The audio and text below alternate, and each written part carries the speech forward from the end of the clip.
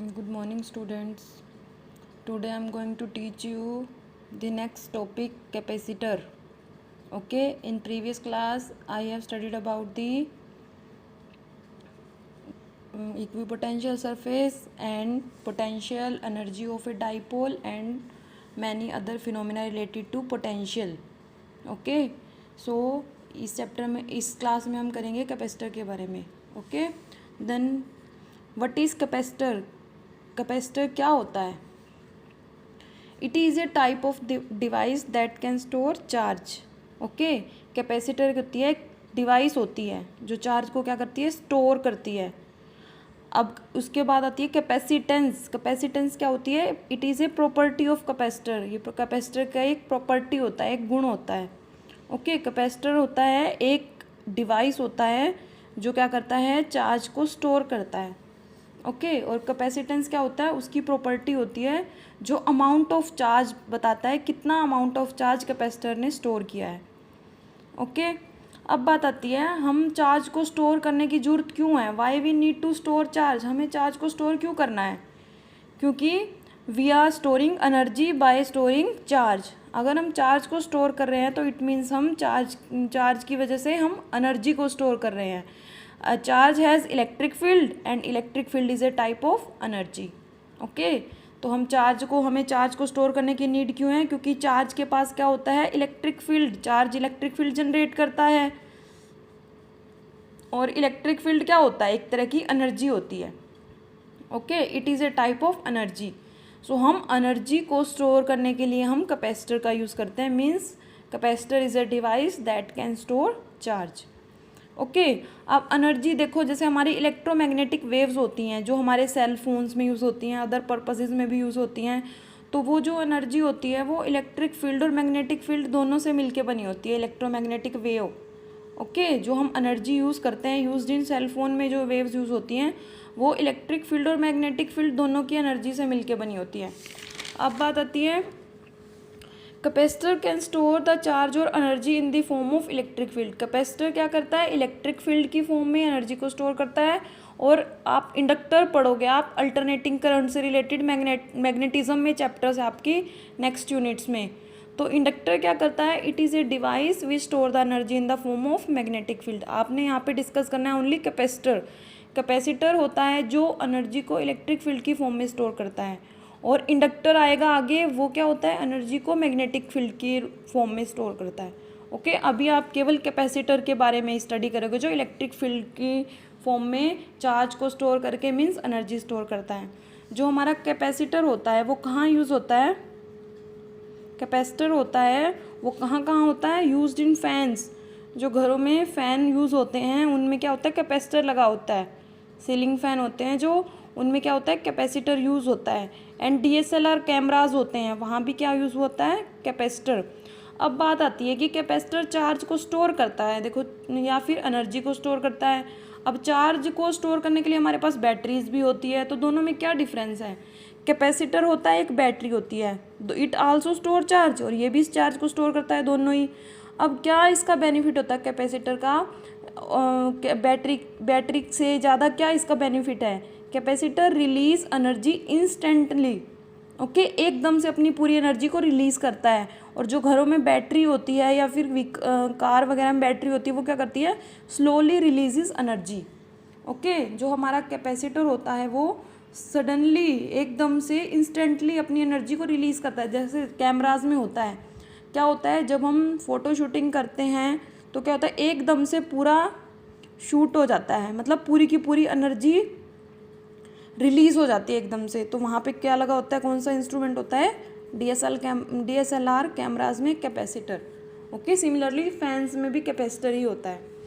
अब बात आती है कि how much charge can be given to capacitor. Capacitor कितना चार्ज स्टोर करता है.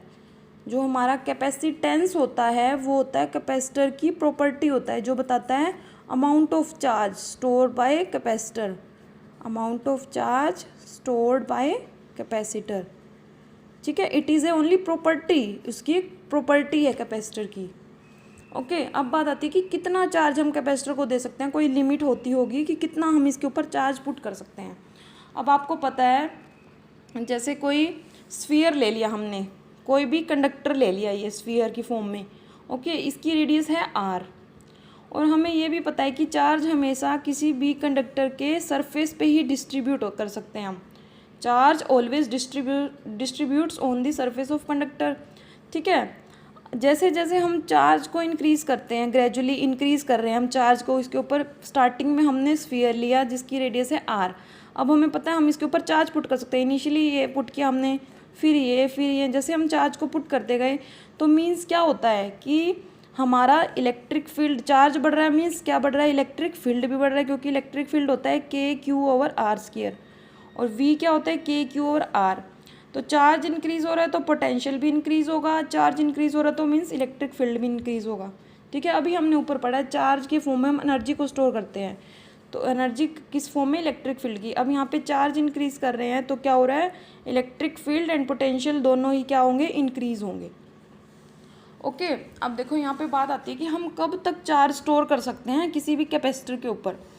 अब देखो ये हमारा स्फीयर है रेडियस आर का, हमने यहाँ पे चार्ज को स्टोर कर रहे हैं। एक लिमिट ऐसी आएगी कि कैपेसिटर चार्ज को स्टोर करना बंद कर देगा। देखो इस बात को, बहुत इंपॉर्टेंट कंसेप्ट है, ध्यान से समझना आप। जैसे क्या किया, यहाँ पे कोई चार्ज पार्टिकल है, ठीक है, वो क्या करेगा, बाहर भी हमारा कोई मीडियम है एयर, ठीक है, आउटसाइड एयर में क्या होते हैं, एटम्स होते हैं, ठीक है। एटम्स, बहुत सारे एटम्स होते हैं एयर में। तो एटम्स के अंदर, एटम्स क्या होता है, इलेक्ट्रॉन आउटर मोस्ट ऑर्बिट में इलेक्ट्रॉन रिवॉल्व कर रहे होते हैं, ठीक है। तो क्या होता है, सपोज कर लो कि एक इलेक्ट्रॉन है जो एयर में है, वहाँ पे उस इलेक्ट्रॉन पे स्ट्रॉन्ग न्यूक्लियर फोर्स लग रहा है उसके न्यूक्लियस की वजह से, ठीक है। जैसे यहाँ पे कोई इसका न्यूक्लियस है और बाहर ये इलेक्ट्रॉन रिवॉल्व कर रहा है, तो इस न्यूक्लियस की वजह से क्या हो रहा है, स्ट्रॉन्ग न्यूक्लियर फोर्स 100 न्यूटन का सपोज कर लो कि इसका न्यूक्लियस इसके ऊपर बाउंड किया हुआ है, क्योंकि जैसे हमारा ये एटम है, तो एटम के अंदर क्या होता है, न्यूक्लियस होता है और बाहर इलेक्ट्रॉन रिवॉल्व करते हैं। तो जो इलेक्ट्रॉन होते हैं ईजिली बाहर जंप आउट नहीं होते, हमें इनको बाहर निकालने के लिए एनर्जी की नीड होती है। तो ये क्या करता है, स्ट्रॉन्ग न्यूक्लियर फोर्स की वजह से बाउंडेड है। और जो हमारा न्यूक्लियर फोर्स है ना, यूनिवर्स का सबसे स्ट्रॉन्गेस्ट फोर्स होता है। आपने 11th क्लास में 4 टाइप्स ऑफ फोर्सेस पढ़े हैं, कौन कौन से, strong nuclear force, electromagnetic force और gravitational force and nuclear force. तो सबसे ज़्यादा स्ट्रॉन्ग होता है strong nuclear, then electromagnetic, then nuclear and then gravitational, okay. तो मीन्स सपोज कर लिया कि वहाँ पे 100 न्यूटन फोर्स अप्लाई हो रहा होगा इस इलेक्ट्रॉन पे ड्यू टू इट्स न्यूक्लियस, जो बाहर आउटसाइड मीडियम में एयर में एटम्स हैं। और जो ये चार्ज पार्टिकल है वो भी इसके ऊपर इसके इलेक्ट्रॉन को खींचने के लिए प्लस नेगेटिव की साइड अट्रैक्ट होगा, वो फोर्स लगा रहा होगा। तो जब हमने यहाँ पे सपोज हमने एक चार्ज पुट किया, सपोज वहाँ पे 1 न्यूटन फोर्स होगा। जब हमने 2 पुट किया तो 2 न्यूटन। जब हमने यहाँ पे इतना सारा चार्ज पुट कर दिया कि टोटल इनका फोर्स कितना हो गया, 100 न्यूटन को क्रॉस कर गया, मीन्स 101 हो गया जब, तो ये इलेक्ट्रॉन क्या हो जाएगा, इन चार्ज पार्टिकल की वजह से क्या हो जाएगा, बाहर निकल आएगा, ठीक है। तो ये एटम क्या हो जाएगा, आयनाइज हो जाएगा, ये इलेक्ट्रॉन बाहर आ जाएगा और ये क्या हो जाएगा, पॉजिटिवली चार्ज हो जाएगा, ठीक है। सिमिलरली अदर एटम क्या हो जाएगा, जब इसका न्यूक्लियर फोर्स इसके जो इलेक्ट्रिक फील्ड के फोर्स की वजह से क्या हो जाता है, एक साइड है न्यूक्लियर फोर्स जो इस एटम के ऊपर लग रहा है, और एक साइड है इलेक्ट्रिक फील्ड वाला फोर्स जो इस चार्ज पार्टिकल का इलेक्ट्रिक फील्ड होता है वो अप्लाई कर रहा है। जब ये 100 न्यूटन से 100 न्यूटन बन जाएगा तो मीन्स यहाँ से इलेक्ट्रॉन निकल जाएगा और ये एटम हो जाएगा पॉजिटिवली चार्ज। सिमिलरली दूसरा एटम का इलेक्ट्रॉन निकल जाएगा पॉजिटिवली चार्ज। सिमिलरली सारे इलेक्ट्रॉन रिमूव हो जाएंगे और पॉजिटिवली चार्ज हो जाएगा, ठीक है। मीन्स एक सिचुएशन ऐसी आएगी when electric force will overcome strong nuclear force, जब ये वाला फोर्स स्ट्रॉन्ग न्यूक्लियर फोर्स जो एटम के इलेक्ट्रॉन के ऊपर लग रहा है न्यूक्लियस की वजह से उसको ओवरकम करेगा, then electron will be come out from that atom, the atom become positive, जो एटम है वो क्या हो जाएगा, पॉजिटिव हो जाएगा, ठीक है, due to loss of electron. This process is called ionisation of air particle, या फिर लीकेज प्रोसेस, लीकेज हो रहा है इलेक्ट्रॉन का या फिर आयनाइजेशन हो रहा है इनका, ठीक है, आयनाइजेशन। अब बात आती है, नोट है, इंपॉर्टेंट पॉइंट है, we can add the charges on the conductor, हम कंडक्टर के ऊपर तब तक चार्ज रख सकते हैं till the ionisation process start, जब तक आयनाइजेशन प्रोसेस स्टार्ट नहीं होता। ठीक है, इसको आयनाइजेशन स्टार्ट करते हैं तब तक हम इसके ऊपर चार्ज पुट कर सकते हैं। जब आयनाइजेशन प्रोसेस स्टार्ट हो जाएगा तो ये जो चार्ज है वो बाहर लीक होने लग जाएगा। ठीक है, जैसे हमारे पास कोई बकेट होती है पानी की, जब तक हम वो फुल नहीं हो जाती तब तक हम उसमें वाटर ऐड कर सकते हैं। एक टाइम ऐसा आएगा कि वो क्या हो जाती है, लीक। सिमिलरली यहाँ पे भी क्या होता है, जब तक स्ट्रॉन्ग न्यूक्लियर फोर्स को इलेक्ट्रिक फील्ड बैलेंस नहीं करेगा तो क्या होगा, तब तक हम स्टोर कर सकते हैं जब तक लीकेज स्टार्ट नहीं होती। लीकेज स्टार्ट मतलब पॉजिटिव चार्ज बाहर आने लग जाएगा हर एटम की वजह से। ठीक है, इस लीकेज को ही बोलते हैं आयनाइजेशन ऑफ एयर। तो we can add the charges on the conductor till the ionisation process start, because once the ionisation process start, अगर एक बार ये स्टार्ट हो गई तो electric field becomes powerful, so powerful that it can ionise the air particle and air atom. एक बार start होगी तो सारे के सारे एयर पार्टिकल और एयर एटम को क्या कर लेगा, आयनाइज कर लेगा। Now we can't add more charges, हम और चार्जेस इसमें ऐड नहीं कर पाएंगे क्योंकि पहले ही इलेक्ट्रिक फील्ड इस चार्ज इंक्रीज होने की वजह से इतना ज़्यादा है कि जो एटम बाहर वाले जो एटम्स हैं वो क्या हो रहे हैं, आयनाइज हो रहे हैं, और जो उनके पॉजिटिवली चार्ज होने के बाद वो क्या हो रहे हैं, इसके सरफेस पे आ रहे हैं।